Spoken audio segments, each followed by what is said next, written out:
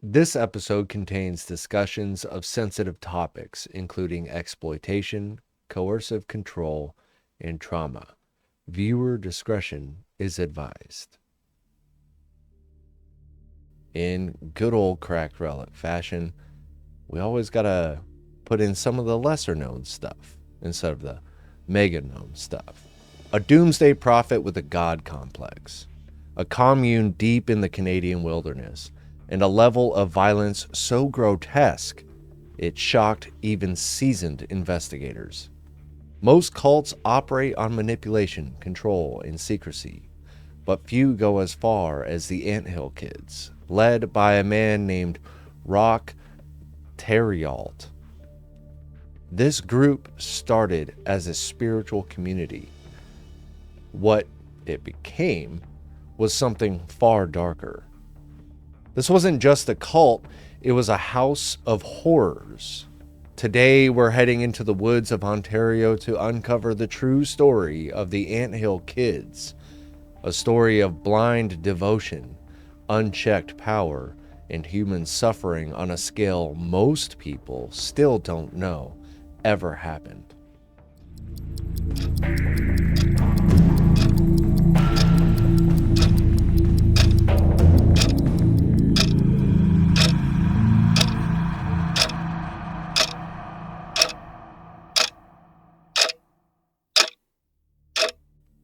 Roch was born in 1947 in Saguenay, Quebec. He grew up in a devout Catholic home, one of 7 children. From an early age, he was drawn to religion, but not in the typical way. He wasn't looking for faith, he was looking for control. Roch dropped out of school in the 7th grade, but developed a deep obsession with the Bible, particularly apocalyptic prophecies.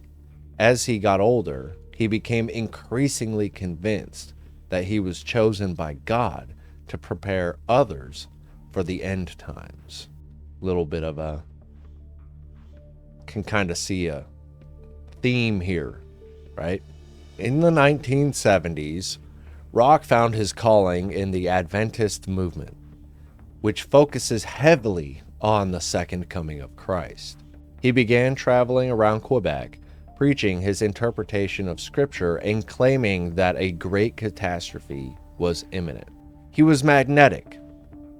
He had a warm smile, a booming voice, and a way of speaking that made people believe he had the answers. A small group of followers gathered around him, most of them young, vulnerable, and searching for purpose. Again, notice this pattern. In 1977, Roch had officially broken away from the Adventists and formed his own group. He told them that only those who lived a pure life, free of sin, removed from society, would survive the coming apocalypse. To prepare, they retreated into the woods. That's where the commune began. The group first settled near Sainte-Marie, Quebec, and later relocated deeper into the Ontario wilderness near Burnt River. There, they built a commune from scratch, log cabins, gardens, and communal spaces. And I will say, I'm going to try my hardest to get you some visuals here, even if it's just maps. Roch claimed this was a healing retreat, open only to those committed to the spiritual path he laid out. He imposed a strict, punishing work schedule. Followers worked from dawn until night, chopping wood, growing crops, cooking, and building, all with no breaks.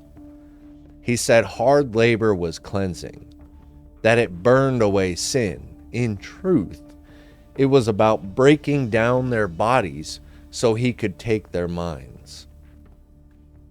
The nickname Anthill Kids came from how relentlessly they worked, like ants in a colony, scurrying under the rule of one queen, or in this case, a king. Roch called himself Moise, the French name for Moses. He declared himself a prophet, healer, and conduit to divine wisdom. He told his followers that without him, they would die when the world ended, and they believed him. Some followers were educated, some weren't. What they had in common was desperation. Most were emotionally vulnerable, recovering from addiction or abuse, or estranged from family. He told them they had a new family now. He banned all outside influence, no newspapers, phones, mail. Anyone caught questioning him was publicly humiliated, then beaten. Notice the pattern. He set up what looked like a natural medicine clinic and offered herbal remedies to the public. For a while, it gave the illusion of something wholesome. Locals came by to buy salves and tinctures. But inside, followers were being crushed under the weight of obedience. They thought they were preparing for the end of days, but the real apocalypse was already happening, right inside their so-called paradise. Which, now that I think about it, I may have heard something about this, and I think it was just their little medicine shop. I might have. I could be totally wrong. As the years passed, the commune transformed from a strict religious community into something out of a nightmare. Roch's control expanded to every part of his followers' lives. When they ate, how they prayed, even who could have children. He orchestrated marriages, then forced himself into each one. He fathered more than 20 children by multiple women.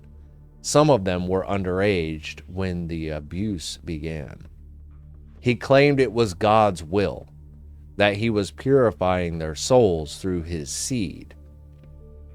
Punishments were extreme. People were beaten with belts, sticks, and hammers, even the flat side of an axe. One woman was forced to break her own leg with a sledgehammer while others watched. That's crazy. Gabrielle Lavallée, one of the few survivors who spoke out in detail, endured years of escalating violence. She had her teeth pulled out by pliers, was branded with a hot iron, Nexium, and eventually had her entire arm amputated after a punishment session got out of control. Roch performed so-called medical surgeries using no anesthesia and no training. He would slice into followers and remove skin, often with dirty tools and his bare hands. He claimed he could cure anything. He treated cancer with enemas and amputated limbs with hunting knives. His tools included pliers, blowtorches, and broken glass. One woman had part of her breast cut off. Another was burned with boiling water. Roch also instituted public punishment rituals, forcing members to confess imaginary sins in front of the group. Those who didn't cry or collapse were beaten until they did. There were no doctors, no hospitals oversight, just Roch deciding day by day who deserved pain and how much. Many stayed not because they agreed, but because they had nowhere else to go. They were isolated, exhausted, and brainwashed. And for some, it was already too late. Eventually, the horror began to leak out. Gabrielle finally escaped in 1989 after suffering one of the worst punishments on record. Roch amputated her arm after pinning her down and slicing her flesh open. She survived the procedure and used her remaining strength to crawl away. When she reached help, she told everything. Her story was so brutal, many didn't believe it at first. Authorities had already been investigating the group to concerns over child welfare. Several children had been quietly removed from the commune in prior years, but no charges had stuck. Now, with Gabrielle's testimony and physical evidence, the case exploded. Other former members came forward.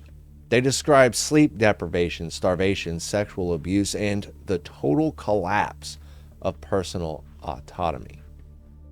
Some had tried to escape before, but lacked the means, or were brought back by others in the group. Still, even now, a small number of members remained loyal. They believed Roch was misunderstood, or that God was testing them. In the fall of 1989, a follower named Solange Boyard complained of severe stomach pain. Roch claimed he could fix it. He prepared an enema of molasses, olive oil, and water, then physically inserted a rubber tube into her intestine. He used his bare hands and no anesthesia. The next day, she died in agony. Instead of calling for help, Roch had her body buried in a shallow grave near the commune. But law enforcement was already closing in. When police arrived, they uncovered not just Solange's death, but a trail of mutilation, trauma, and psychological abuse that spanned over a decade. Roch was charged with second-degree murder and multiple counts of assault, sexual abuse, and unlawful confinement. At trial, the testimonies were harrowing. Gabrielle and others described torture so extreme that journalists wept in the courtroom. Roch showed no remorse. He claimed he was being persecuted for his faith. In 1993, he was sentenced to life in prison. In 2011, Roch was stabbed to death in a cell by another inmate, reportedly one who couldn't tolerate what Roch had done. Very common thing to happen. You can say what you want about criminals and inmates and prisoners, but they do have a code. No women, no children. And what the Roch did, not the Roch, but what Roch here did, was exactly that. So I can see why. What happens to someone who escapes a cult like this? For many of the Anthill kids, the damage didn't end when Roch was arrested. Survivors like Gabrielle spent years in therapy trying to relearn the basic mechanics of trust, independence, and self-worth. Gabrielle had endured beatings, mutilation, and psychological torment.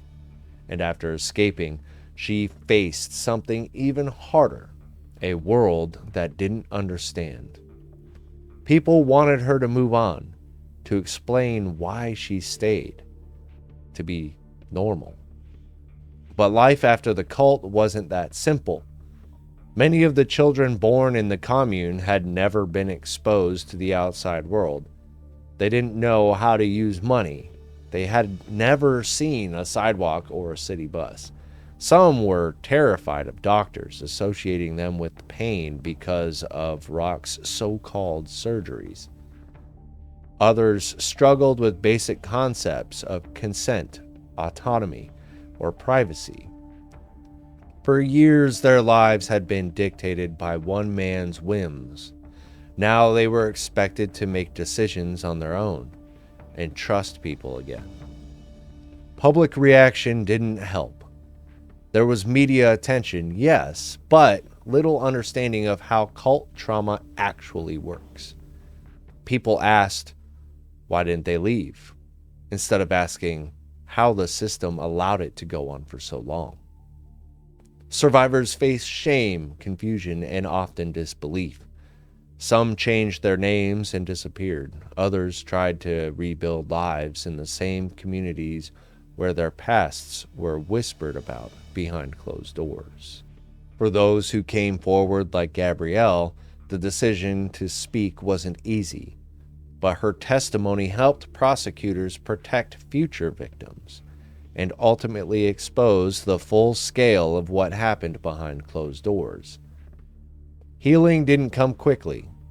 Some are still carrying it, living it, and always will be. And we actually will be diving deeper into the psychology of cult followers and cult leaders in episode 11, so stay tuned for that. Roch wasn't just charismatic. He was strategic.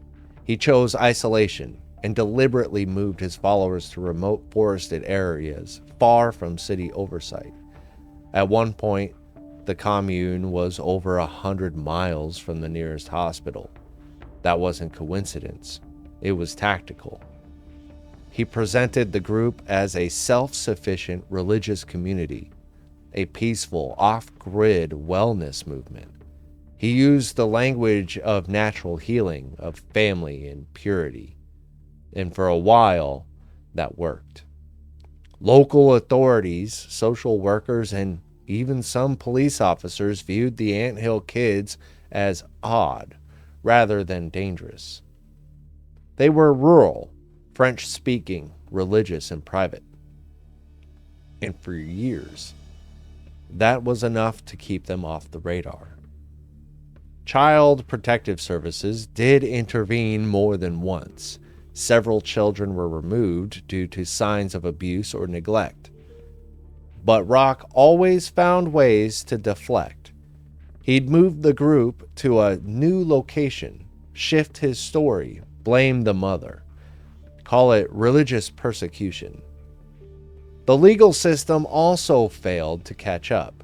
In the 1980s, Canadian law had a few tools to persecute non-lethal abuse inside religious or communal groups, especially when the victims were adults who refused to testify. Roch used this loophole to his full advantage. He also instilled so much fear that followers often refused to speak even when they escaped. The trauma made it hard to trust anyone, especially law enforcement. And so the cycle continued. Isolation bred silence. Silence bred more abuse. Until finally, a dead body and one woman's testimony broke the pattern. The Anthill Kids weren't famous. There was no fiery ending, no mass suicide, no last broadcast from a bunker. Their story unfolded slowly, out in the woods, hidden from view, behind the controlled smiles of people too scared to scream. That's what makes this case different. It wasn't shocking because of how it ended. It was shocking because of how long it was allowed to go on. This wasn't just a cult story. It was a failure of every system meant to protect people. The story of the Anthill Kids reminds us that cults aren't always obvious. They don't always wear matching robes. They don't always post manifestos. And sometimes they just look like a quiet family on a farm until it's too late. And the danger isn't just in the leader. It's in the slow erosion of truth, the manipulation, the fatigue, and the isolation. By the time anyone realizes what's happening, the damage has already calcified. So how do we stop the next Roch? It starts with understanding what cult abuse really looks like. Not fireworks, but erosion. Not sudden violence, but slow, methodical control. We have to stop asking, why didn't they leave, and start asking, why did no one stop it? We also have to challenge the systems that turn a blind eye, whether that's because someone calls it religion or healing or simply none of your business. Roch was able to torture people for over a decade, not because he was clever, but because the people in power didn't take his victims seriously. It's easy to think that this could happen again. But cults today don't always live in the woods. They live online, in group chats, in spiritual retreats, in charismatic life coaches, in isolated belief bubbles. And the more we understand the playbook, the better chance we have at stopping it before it becomes a headline. With that in mind, it's not only the failure of the system, which does apply in some cases. We have to keep in mind that it is also the fact that the cult leader is so deep in the followers' heads that they are either afraid or just straight up brainwashed and don't even know anymore, and they live in this delusion of what they're following to be true. And I think that's the harder thing here. Again, in episode 11, we will be diving a little deeper into that psychology. This has been Cracked Relic series Cult Classic, and as always, sources will be in the description and coming up after this. Thank you for watching.